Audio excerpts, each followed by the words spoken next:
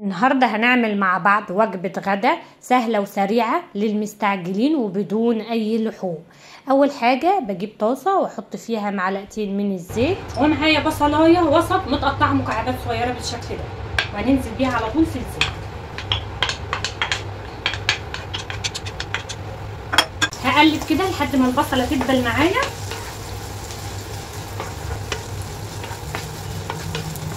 بعد ما البصل ريحته طلعت كده خالص ودبل معانا بالشكل ده، معايا حبتين من الجزر مبشورين ناعم بالشكل ده، مبشورين على المبشر عادي يعني، وهنزل بيهم. بعد ما شوحت في الجزر شويه كده يعني حوالي دقيقتين 3 بنزل بالبطاطس. بطاطس برضو حبيتين من البطاطس وسط بشراهم بالشكل ده. كل ده ببشره ليه؟ عشان يستوي معايا بسرعه.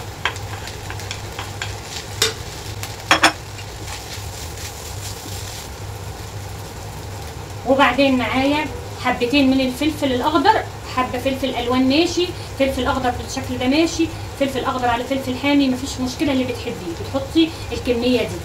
حبتين من الفلفل.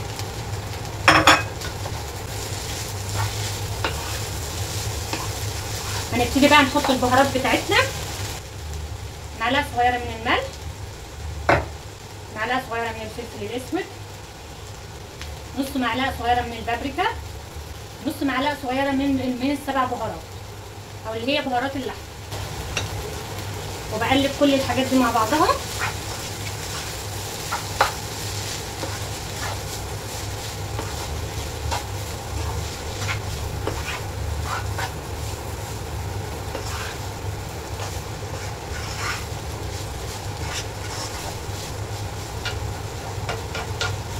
وهنوطي عليهم ونسيبهم كده لحد ما يستوي على نار هاديه خالص. هنلاقي كل الحاجات دي استوت بسرعه لان احنا مبشرينها، فمش هتاخد معانا تسويه. هي كده استوت معانا الحشوه يعني داخله على سوا خلاص، فانا حط عليها خلاص كده تمام جدا. هنطفي عليها وهنكمل. بعد كده معايا لفه من الجلاش، دي نص كيلو يعني نص كيلو، يبقى لفه من الجلاش. طبعا لو حابه تعملي كميه اكبر من كده او اقل من كده مفيش مشكله زي ما تحبي.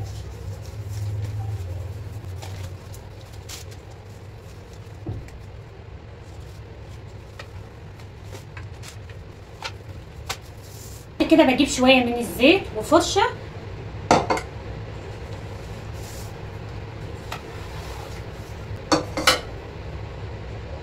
وهبتدي اخد ورقه ورقه،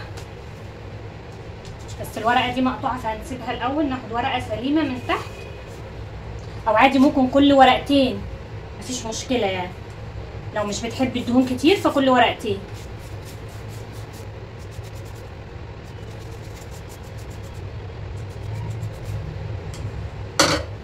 وبعدين بحط الورقه فوقيها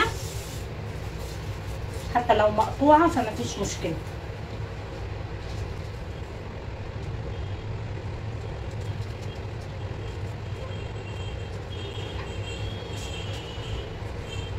بدهن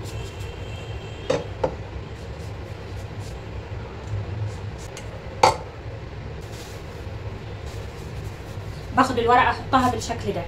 دي كده دي 4 طبقات، دي 4 ورقات ب4 طبقات، يعني دي كده 4 طبقات. وهبتدي احط فيها الحشوه.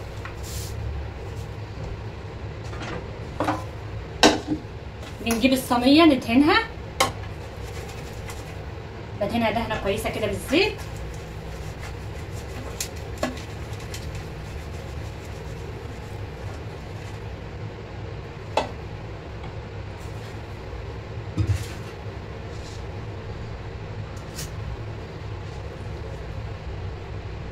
وابتدي احط الحشوه بالشكل ده.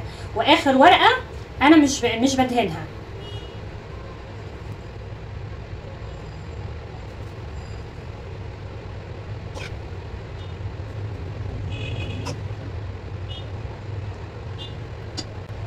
وابتدي الف كده كاني بلف سندوتش بالظبط.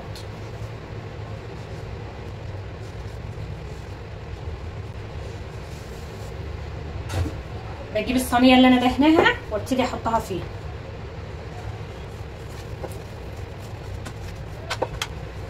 بالشكل ده كده. هعمل رول كمان.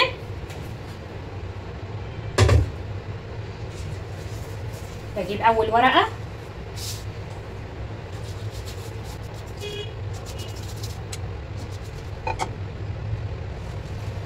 هم دول ورقتين في بعض، لو حابه تحط الورقتين مع بعض عادي مفيش مشكله.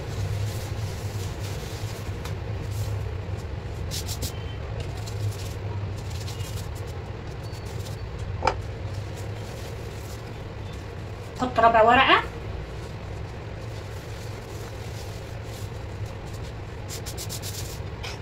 كده، احط الحشوه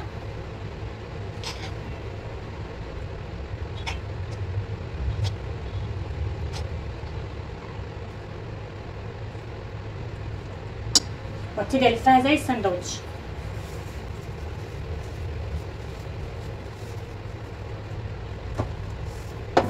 وبحطها جنب التانية بالشكل ده. هخلص كل كمية الجلاش بالشكل ده وهرجع تاني واقول لك نعمل ايه. اخر لفة دي ورقتين بس من الجلاش، فعشان كده عملتهم لانهم كانوا اخر 2 بس مش 4، فعشان اكمل بيهم الصينية دي اخر ورقتين، فهلفها وكده ابقى عملت 5 من الرول الجلاش.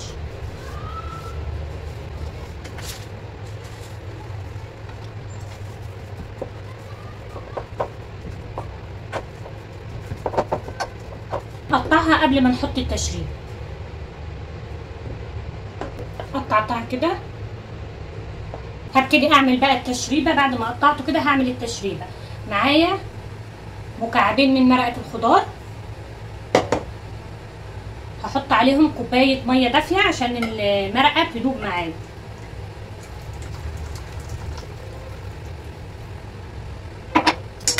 هدوبها. خدي بالك احنا في التشريبه مش بنحط اي ملح، لان المكعبات المرقه بتبقى فيها ملح، فما تحطيش اي ملح. المرقه بتظبط طعم التشريبه، فمش بتحتاج اي ملح معايا خالص. بعد ما دابت كده بحط شويه كمان من الزيت عشان تدي لون حلو كده في التسويه للجلاش من فوق. بحط يعني حوالي معلقتين من الزيت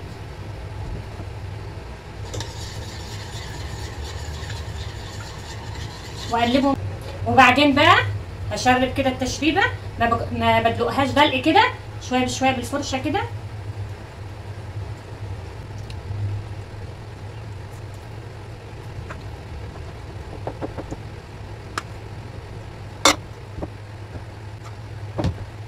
باخدها بقى احطها في الفرن في الرف اللي في النص على درجه حراره 200، بتاخد حوالي من 20 دقيقه ل 30 دقيقه بالكتير. وهطلعها اوريكم هي قد ايه جميله جدا. وبعد ما طلعت معانا صينيه الجلاش بالشكل ده، شوفوا لونها حلو جدا ازاي.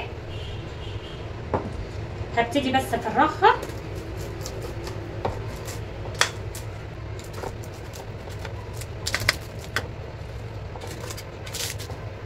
شوفوا من بره، يعني من بره واخده قرمشه كده، من جوه هتبقى طريه ولذيذه جدا. شوفوا الجلاش ايه رايكم فيه بقى؟ خطير بجد، مقرمش جدا من بره. شوفوا قرمشه كده خفيفه وتوريقه من جوه وهشاشه وحشوه لذيذه بجد. اتمنى الفيديو يكون عجبكم، وما تنساش باللايك للفيديو وشير للفيديو، ولو لسه ما اشتركتش معايا في القناه اشتركي وفعلي الجرس على الكل عشان ينزلك كل فيديوهاتي الجديده.